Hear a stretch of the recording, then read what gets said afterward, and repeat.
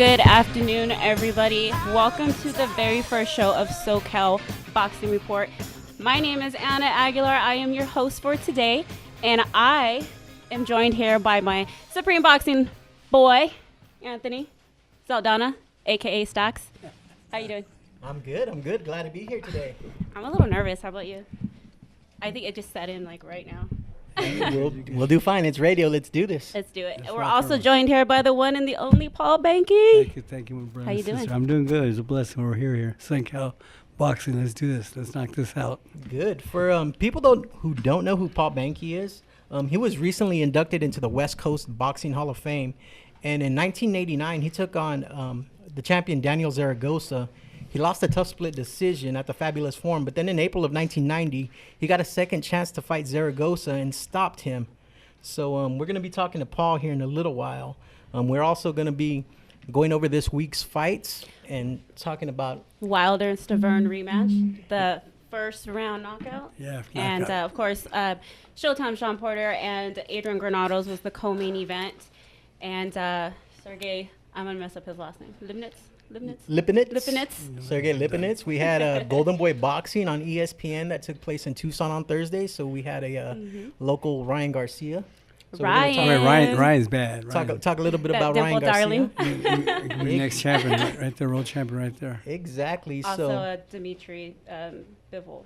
Yeah, Dimitri Bivol. He was in Monaco fighting for the king over there in front of 400 people. The Russian. Russian. Okay, so all right, so Paul, how do you feel to be an inductee now? Oh, it's a blessing, I became world champion, and just to be, I'm still. I gotta give a shout out to WBC, the Suleiman family and Nancy Rodriguez, Pepe Suleiman, Mauricio, Jose Suleiman, Deborah Hawkins. It's just a blessing, the WBC family. I still, 27 years later, I still can't believe I'm a world champion, a WBC world champion, exact. So it's an honor to be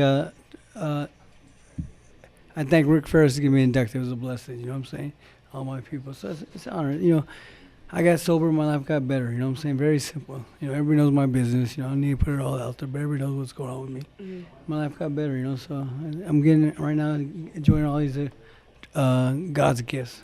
And taking Facebook selfies. Yeah. All the time. Everywhere you go, you better make sure that you are photo ready for Paul Banky. So what's going on with you now? We got the gym. I'm training you. Of course you are. At Against the Ropes in Rialto, California. It's 911 West Foothill. But you guys are more welcome to come. We got 4:30 classes, 5:30. It's good to get back to the kids, It's hard to make in this sport, and to give back to the kids the honor, to talk to these young kids and have them work out and then come do the same thing over and over. We got some amateur fighters. We got some pro fighters there, too. So it's a blessing, It's I'm 53 years old. It's time for me to give it back. You know what I'm saying? I got sober to give it back now. What else am I going to do? Let me give it back. You know what I'm saying? Plus these kids, I don't know what's going on with their life out there. But when they're in the gym, it's something positive, something good. You know what I'm saying? Yeah, that's true. Look at me. I was brought up a Mexican-American, single-parent mom. Been in 12 countries. Very blessed. Been all over the United States.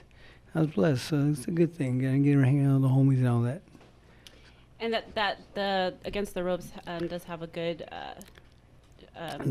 what is it, classes for the kids from 4:30, 5:30, 6:30. Right. JC did a nice setup out there. JC. Mm-hmm. So, yeah. So how long has the Against the Ropes Boxing Club been open now? Well, it's in Rialto. Oh, Rialto. Yeah.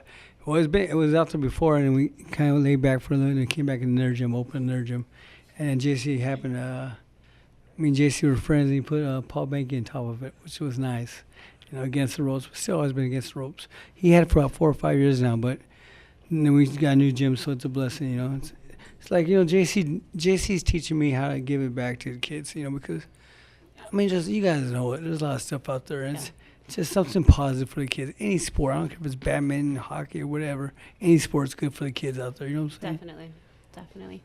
And just a few weeks ago, you were inducted into the West Coast Hall of Fame, something very special. You, Frankie Crawford, Albert Davila, and a few others were inducted as well. How did that feel for you, Paul, being inducted into the Hall of Fame? I was honored. That's a good question because you know what?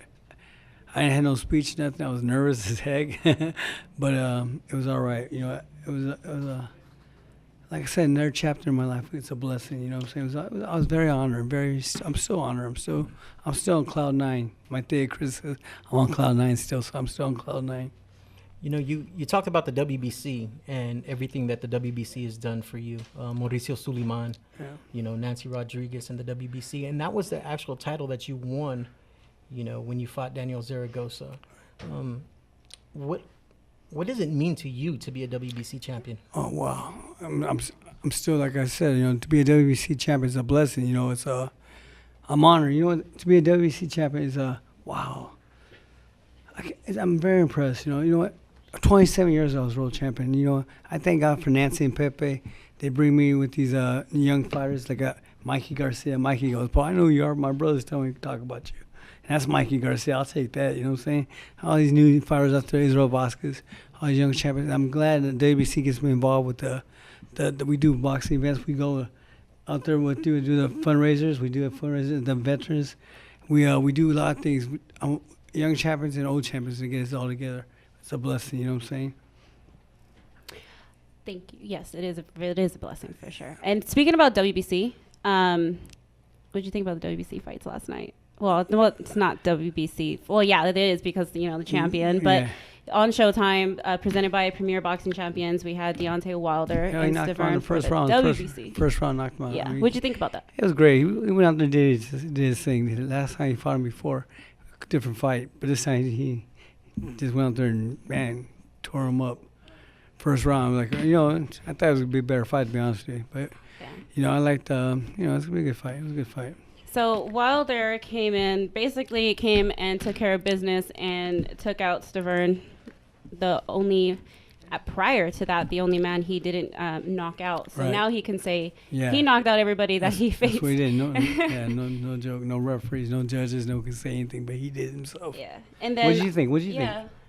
You know, I think it was a good fight. Stavern hadn't been in the ring in a while. Right. Wilder did what he had to do, you know, and we'll get more into that in a little while. You know, and for the fans that are listening in, we do have a lot of callers trying to call in right now.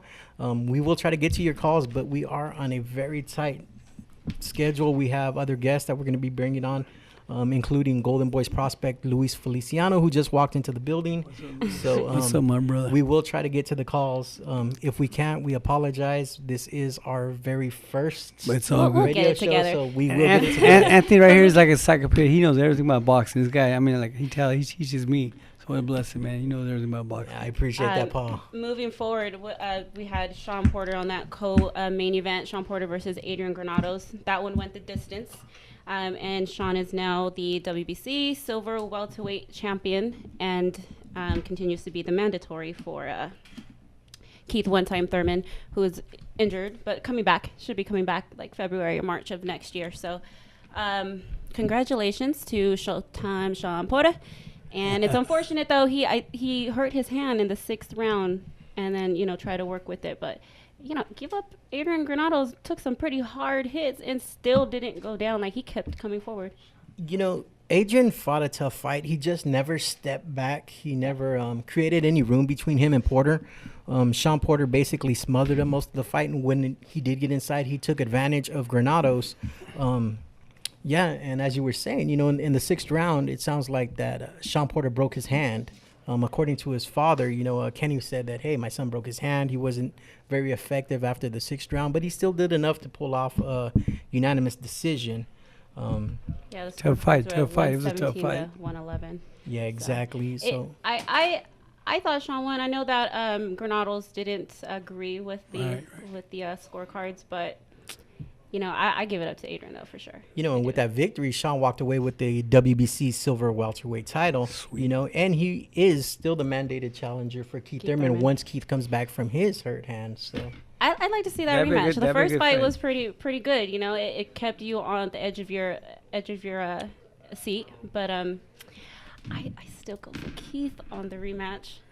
You know, what do you think about that, Paul? What do you think about a rematch between Sean Porter and Keith Thurman? I think I'm a big fan of Keith Thurman. You know, I'm a big fan of Keith Thurman. You know, Sean Porter is a good fighter. I mean, I respect every champion, but Keith Thurman is bad. I like Keith. You know, this is a big fan. You know, and to be a good fight. To kick that off, it was a triple header that Showtime had going, and to kick it off, we had Sergey Lipinets, who claimed the IBF title that Terrence Crawford has vacated. So he took on Akihiro Kondo for that, and it was a very good fight. It was a close one, and those scorecards were way too far. Exactly. I think two judges had it like 117, 111, and the third judge 118, 110. Lipinets put in a lot of body work, but he had that gash on his forehead, and he was bleeding. Paul, how? I mean, because that cut was just like pouring down blood. When you get cut, even in the slightest one. Yeah, but the cut was the top of the head. It was the top of the head. It was different. You ever been cut on the top of your head? No, I've never been cut. I've been cut all over, but top of the head is a different kind of cut. You would think that they'll let the fight keep going on because of that. I mean, if it's too much, it's too much. But if it was down by the eyes, it'd be different. But it was top of the head. Anna, what it kind of reminded me of is when Chocolatito was cut with the headbutt by Sorong Visay in the first fight. And, the only difference is that in that fight, the judges seemed to sway towards Sorong Visay, even though I felt Chocolatito was winning the fight because of the blood. They tend to put the scorecards into Sorong Visay's favor. That's what I was thinking that what could have happened of this fight last night. And it was just too close, for it to be that margin. But I was like, oh, please don't let that happen. Like, I kind of don't like when the judges look at blood like that, even knowing that a fighter is still doing work. Yeah. Like, why? So it looks like we have Jesse James Leja on the phone. What's up, world champion Jesse James Leja? Yeah, What's the up, my ex-world bro? champion Jesse James Leja. As boxing fans know, he is a promoter down in Texas right now. So we are gonna try to get him onto the line. Are you on, Jesse? I'm on right now. Hey, what's up, world Jesse? champion, my brother? I love it. Thank you for calling in and listening in, supporting us. Oh, no problem. Thank you. No problem. Thank you so much. Jesse, what you got going on right now? What are you doing now? You got some fighters. You got your daughter. What you got doing? What you got going on? Well, right now it's kind of a slow time. The end of the year is pretty slow for boxing, at least here in Texas. Or it's always been that way. Even in my career, when I was fighting, I fought for 17 years as a pro, and every time, like in November, December, January, is pretty slow for boxing. So right now we're kind of slowing it down for a while and then hopefully pick it up in February, March. But right now, I just opened up I have 2 boxing gyms here in San Antonio. Right on. 2 fitness gyms, and I cater to, white collar and blue collar. I cater to young kids, women. We just try and get the fitness gym. People come in, try to get fit and learn self-defense and get in the best shape possible through boxing. So down in San Antonio, you have a couple of top-notch prospects down there, Hector Tanahara and Joshua Franco, that are Golden Boy fighters. How did you make that work with Golden Boy? Did you influence them in any way in going with Golden Boy? No, I had nothing to do with those fighters. They're guys here in San Antonio that are great fighters. I think they fought Hector fought on one of our cards, and I think Golden Boy saw him and they liked what they saw, and then they signed him up. This is early on when we first started promoting with Golden Boy.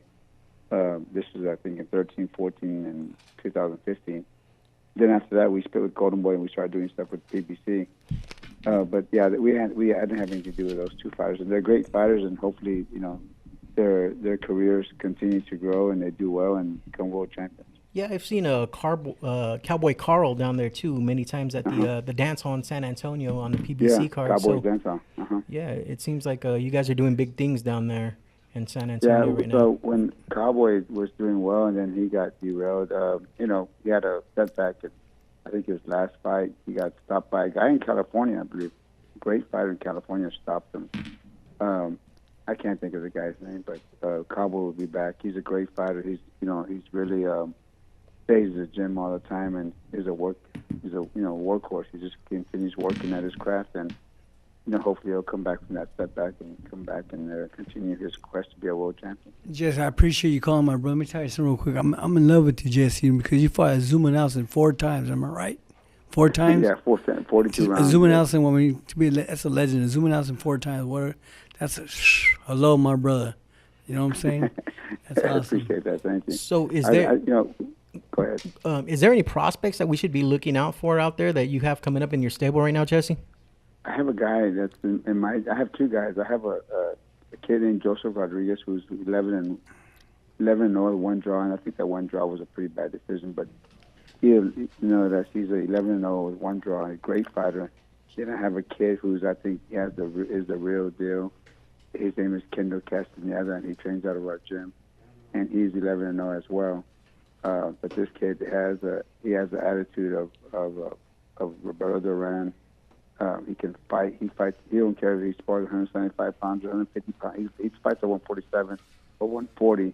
But he'll spar anybody in the 175. He doesn't care because he puts it to them. Whoever he fights, he just goes forward and does well. And I think he has a mental attitude to become a world champion. I appreciate you calling, my brother. Let me tell you what, this is what we're doing here. This radio station, bring out the fighters, get a little recognition for every gym, every fighter, every amateur fighters. So we appreciate you, my brother, for calling in like that. We thank you. Thank for you. giving me a shout out. So we'll do it again every Sunday. We're doing this. Thank you, my brother. All right, thanks, Jesse. Thank you. And Thank you.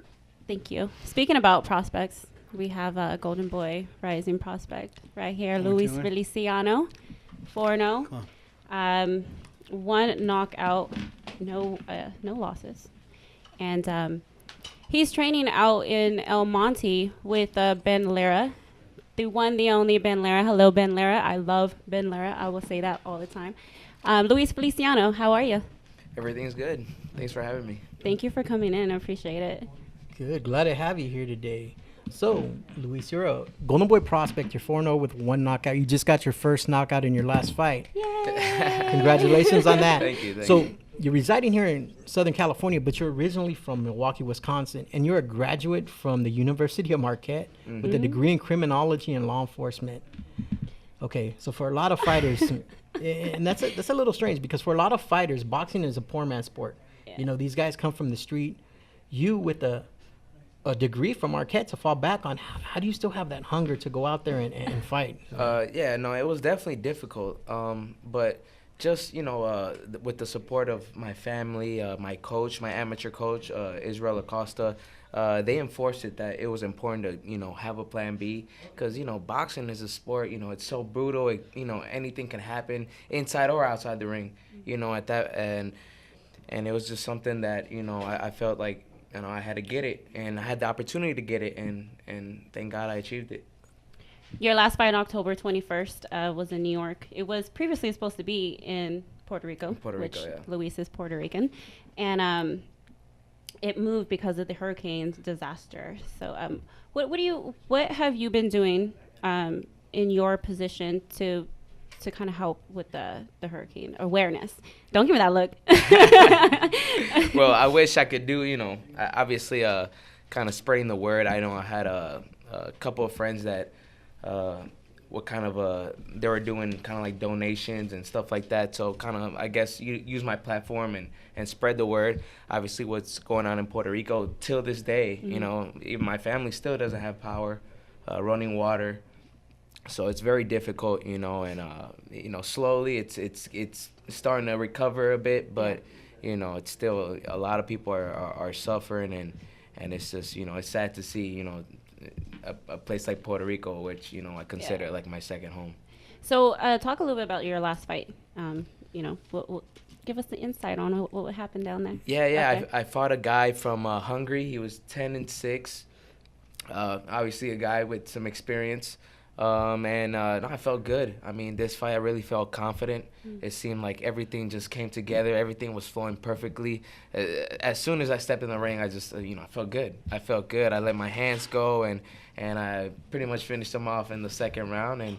And like you guys said, finally got that first, that first knockout. Win. Yeah. Did you expect that? Like, I'm gonna go in. I kind of want to see if I can knock him yeah, out, or it just came. I think my first 3 fights, and this is I guess it's a good thing that I think I was trying too hard, and knockout is it's like baseball, like people that hit the home run, it just kind of it happens, it's just like if you try too hard, you're not gonna get it. So I just went in there, just listened to my coach Ben Lara and did what I had to do, and everything came out perfect. Everything flowed, and we finally got the first one.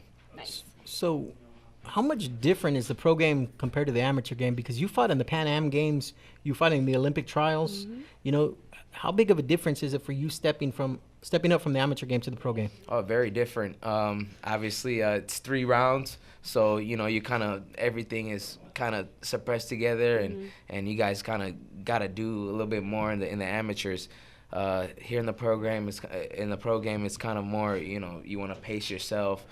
You want to set your shots up and not kind of just throw everything, you know, everything. The way kind of the Ben's philosophy is, you know, setting everything up and not just throwing, you know, punches and, you know, wasting punches in a sense. So everything, it's obvious, it's been a big transition, but from the start, I've always had a pro style. So I think that's helped me kind of adjust to the pro game, and, you know, I feel like everything is going well so far in my career. And also, speaking about Ben Lara, if nobody, well, I mean, everyone should know who Ben Lara is because he's, like, again, amazing. He trains at the Teamster Boxing Club, and Ben Lara is actually a part of Triple G's camp as well with Abel Sanchez. So that gives you the privilege to be able to go up to Summit Boxing Gym up in Big Bear and train alongside with Triple G. But tell me a little bit how it's been working with Ben Lara as your trainer. Oh, Ben is great. You know, I look at him, I admire him. You know, he's a man with a lot of wisdom. He's been doing this for 50 years, over 50 years. So, you know, when he says something, I just, you know, I shut my mouth and I just do it. You know, it's kind of like that. But yeah, Ben is a great guy. Love, you know, working with him, and many more things to come with him. Besides being up in Big Bear with Triple G and Triple G's camp, what other type of sparring are you getting out here? And is it a lot different sparring out here in California than out there in Milwaukee? Oh, yeah, definitely. Definitely. You know, California is a hotbed of boxing. You know, a lot of people from all over the world come to California just to, you know, start their careers or to, you know, train here. And it's been a blessing. You know, it's funny because I really never picture myself in like being in California, starting my career in California. I thought it would have been out in the East Coast or something like that, but here I am. You know, I've had the opportunity, you know, up in Big Bear, great sparring with guys like Dennis Shavikov, Alex Salcedo, Ryan Martin. You know, those are just a few names. You know, it's been a great experience, and I think it's helped me. We were talking about the transition from the amateurs to the pros, and it's helped me, you know, obviously getting sparring like that. Those are, you know, top guys that in their respective weight classes. So, you know, it's definitely been a privilege. You know, you're with Golden Boy. You're signed to Golden Boy Promotions, and Golden Boy has a huge stable of young fighters right now. You know, besides yourself, you know, they have Hector Tanajara, they have Joshua Franco, they have Chimpas Gonzalez. You know, they have Ryan Garcia, who just fought Thursday night. You know, what is it like, you know, being in that type of situation, you know, where you're able to be around these top prospects? No, I think it's good. I mean, it's good for the company. I think it's good for the sport. You know, obviously having guys like ourselves that are coming up and you know, trying to make it, you know. I think it's good, and obviously, you know, being compared to, you know, those are good prospects. So, you know, obviously having your name aside them, it's a good thing. So, so you know, we're just gonna keep doing what we're doing, and you know, obviously this is, you know, one step at a time, and hopefully we will transition to prospect into champion. That's all our goals. That's the goal. Yeah. And you got a good stable with Golden Boy. Their rising prospects are. You know, Golden Boy just signed that big contract with ESPN now. So there's going to be a lot more Golden Boy on ESPN. There's going to be a lot more room for you to get some exposure out there. Yep. I know you were out in New York.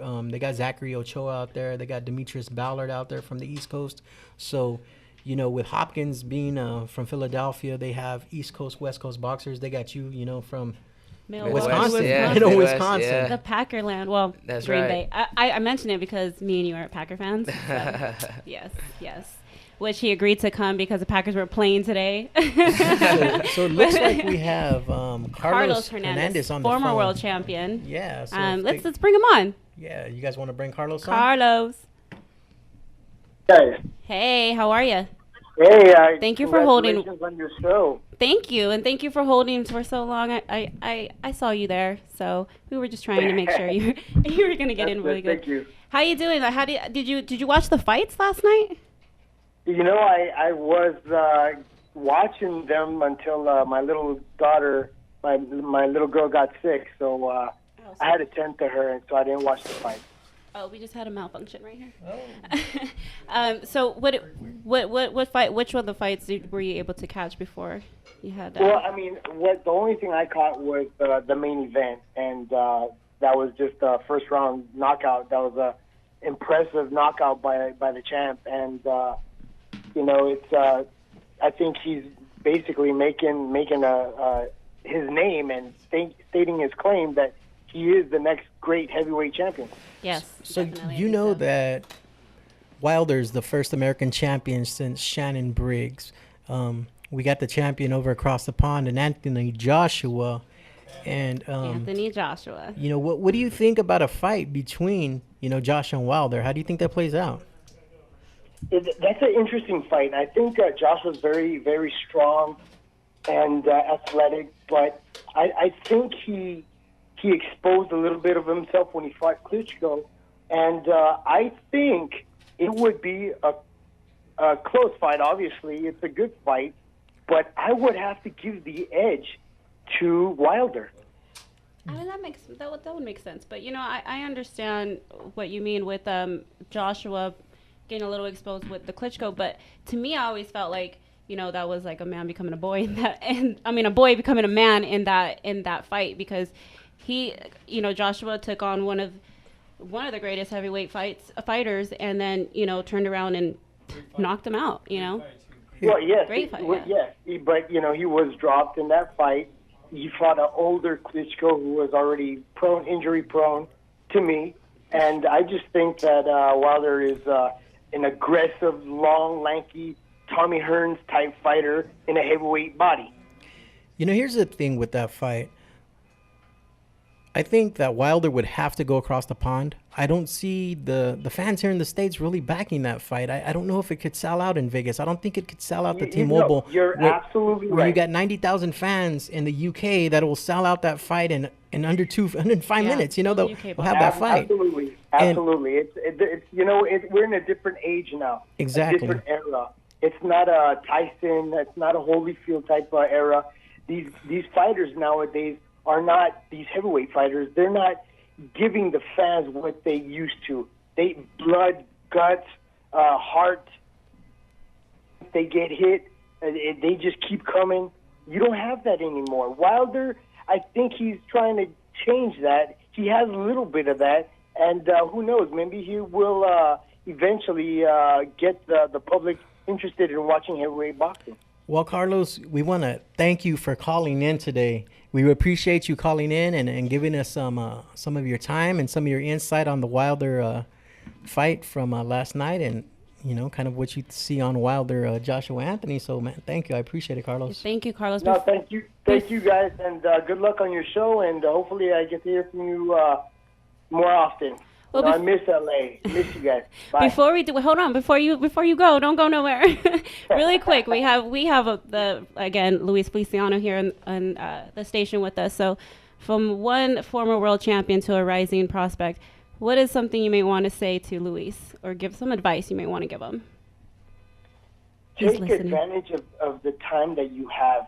I used to think, oh my God, I'm gonna live in my 20s forever, and you know, always be humble and work hard. That was I think that's the best advice I could give you. Have faith in yourself and train hard. Don't waste any time. Don't go out and party as I mean, you could have fun, but stay away from drugs and alcohol. That's the worst. And your best friend is boxing. Definitely. Thank you. Thank you for those words. All right. Good luck in the future, brother. Thank you. Thank you, All Carlos. right, thanks, We appreciate Carlos. it. All right, guys. Bye-bye. All Did you right. hear that, Luis? Boxing is your friend. Now back to Golden Boy. One thing we kind of skipped over was Thursday night fights. We had some fights. You know, we kind of got into it, but we kind of skipped over it. They were at the Casino del Sol in Tucson, And in the co-main event, you had Ryan Garcia, who's 12-0 with 11 knockouts out of Victorville, California. This guy right here is being groomed to be the next De La Hoya in my eyes. I mean, he's lanky like him. He's basically looks like him. To me, he's the next Golden Boy. Or that's what they're actually grooming him up to be. He's been on several cards. I think he's only fought once or twice at the Belasco, and most of his cards have been on the Canelo undercards or on big cards. So, he looked good again. I mean, I seen him fight in Vegas the night before the Canelo Triple G fight, and he took care of that guy like in 2 punches. Yep. Yeah. What do you think about him, Luis? I saw his fight, and he's very sharp guy. He's young, 19, 18? Yeah, 19 years old. 19 years old, so definitely the sky is, the limit for him. He's very talented. Yeah, Thursday night he took on Cesar Valenzuela. He dropped him at the end of the first round, and then he dropped him 2 more times in the third, and his speed and his power was just too much for Valenzuela. And he looked good. So it's gonna be interesting to see where Garcia goes from here, because basically he's too tough for a lot of these prospects, but I don't know if he's quite good enough to get in there with the top level opponents yet. So he's getting there, He's getting there. He's getting his record. I mean, his boxing career is definitely stepping up in game. And the fact that I like that he's becoming a local star. Or he is a local star. From Victorville, California. Yeah. Where does he train out of? He trains out of his garage, but now he's training. No, that's where he trained out of his garage for several years, but now he's training at Legends Gym. Oh, okay. He's out there in Norwalk with the Box Stats. Yeah, with Manny Robles, with the Box Stats crew. The Box Stats crew. They're out there in Norwalk at Legends Gym. But in the main event, and I tell you what was kind of sad is to see Jesus Soto Caras get knocked out the way he did. He's nodding his head. Tell me. It's just kind of sad to see, him go out like that. I know Soto Caras personally, he's a friend, great guy, Mm-hmm. great guy, and obviously he's a warrior. He's a warrior, but it's just you never kind of want to see people go out like that, and I don't think he should get back in the ring, So yeah, it's tough. Soto's now he's 35 years old. He's been boxing professionally for 16 years. And wow. It was a brutal fight for him. I mean, he looked a little slow. He had said during the broadcast that he was having trouble making weights. He ate a pound of grapes the night before. Yeah. So I mean, it's sad to see somebody like Soto go out that way, and hopefully for his sake, his family's sake, that that he calls it, because honestly, that man doesn't owe the fans anything anymore. He's proven everything he needs to prove in his career. He's done everything. He's beat people like Andre Berto, so Soto has had a great career, and hopefully he hangs up the gloves now. And his previous fight before that with Mauricio Herrera out in Indio, that was a good one too. To put both of them together in the ring was a good matchup, and he gave it all he got. I know that he ended up losing that fight, but I think maybe that could have been his last one to go out that with putting a good show on and then saying, hey, I'm gonna hang the gloves for right now. Looks like we got another former world champion on the phone, and Wayne McCullough. Wayne, are you with us? Hello, Wayne. Can you hear me okay? Yeah. Paul got up. I think he wants to talk to you too. Yeah. Here comes Paul Banky. Paul's coming in. Paul, now. How you doing, Wayne? How you doing, Wayne? Is Wayne on? Yeah, he's on. I can't hear him. Oh, that's because you need to. Oh, my bad. What's up, bro? Wayne, how you doing, Wayne? How you doing, Paul? You good? I'm good, my brother. World champion Wayne McCullough, man. WBC champion. What a blessing, bro, from Ireland. How you doing, my bro? You got a gym? We got a gym out here, and you got a gym in Vegas. Yeah, just trying to keep keep them fit and ready. Yeah. Wayne won the silver medal in the Olympics in 1992, right? Am I right? Yeah, 92, yeah. Barcelona. We met a long time A ago. long time ago. I was with Oscar De La Hoya back then in 1992. That's back to when we were running back. So how you doing, my brother? You okay? Everything okay? I'm good. I'm great. Okay, we got this new. Good to see you. Okay, we got this new box thing. We're just trying to put the fires out there and good. Have these. So you need this boxing meet, something like this. And you got some fighters too, so we know it's a blessing. You got a gym here in Vegas and gym in California, right? Am I right? Yeah, I train in the gym down here. I train fighters and people in Santa Monica, and me and my friend have a gym in just off the strip in Las Vegas. Right on.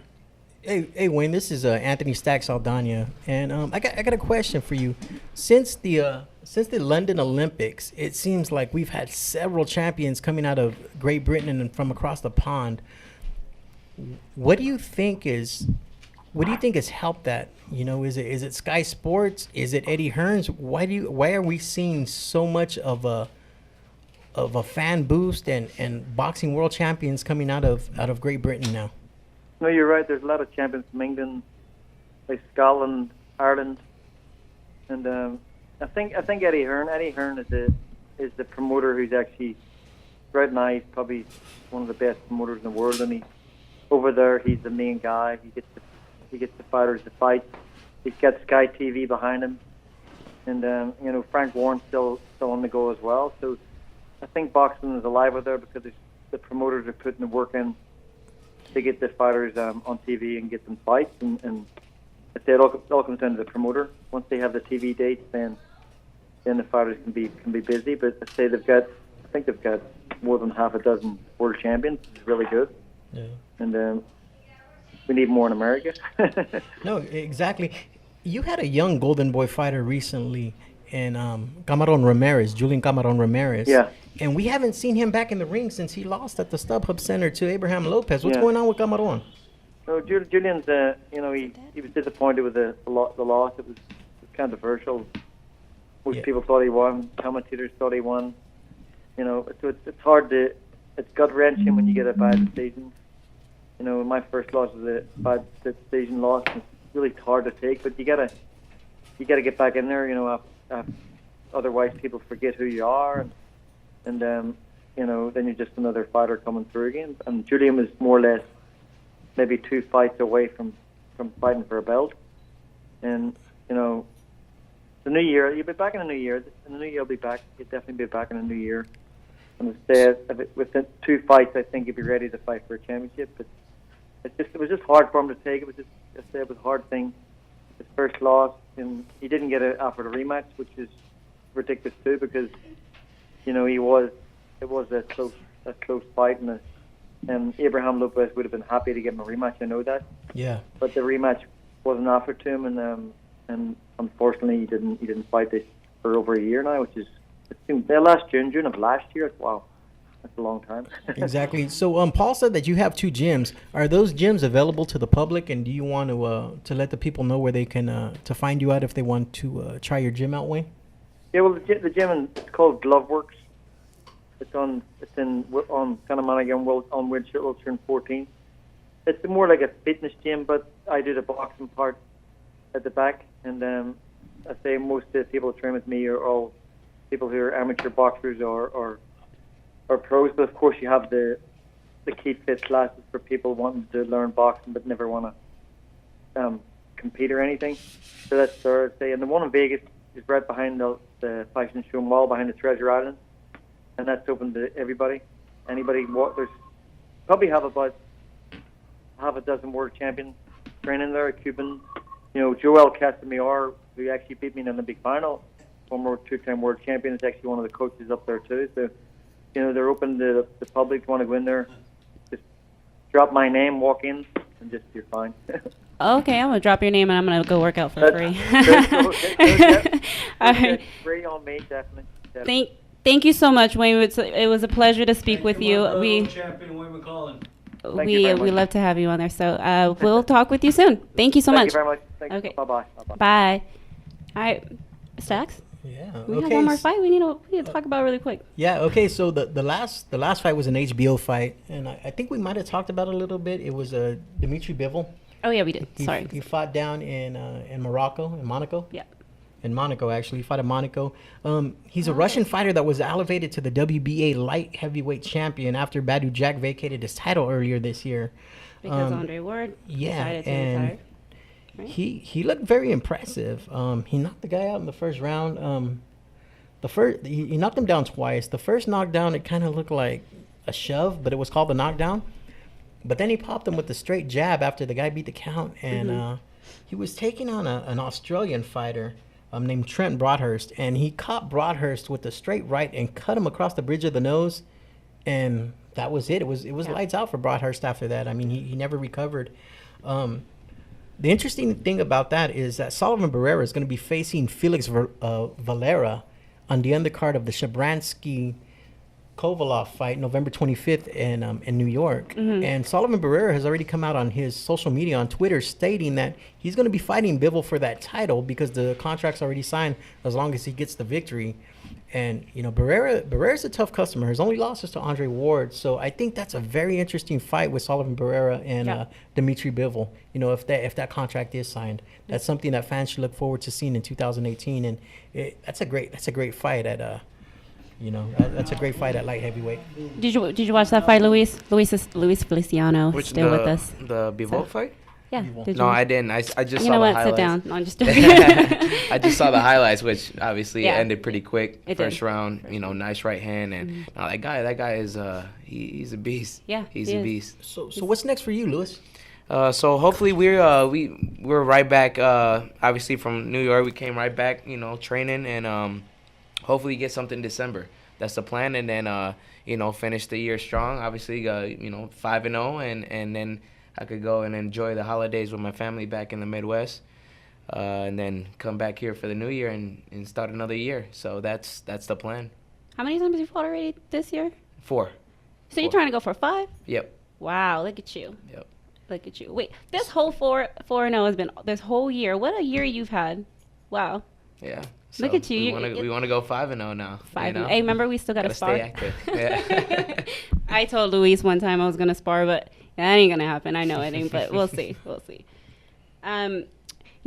Thank you so much, Luis, for coming in. I really appreciate you being part of this first show. No problem. And I really just want to say, I hope in December you do win, and everybody should really look out for Luis because he is a rising prospect. He's got a good team behind him, and he's all around, full around good guy, good kid.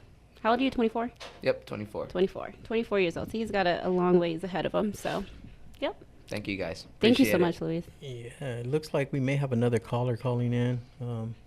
We got 2 callers. Go ahead and put them through. Let's see who we got. Okay, before we let Luis go. Yeah.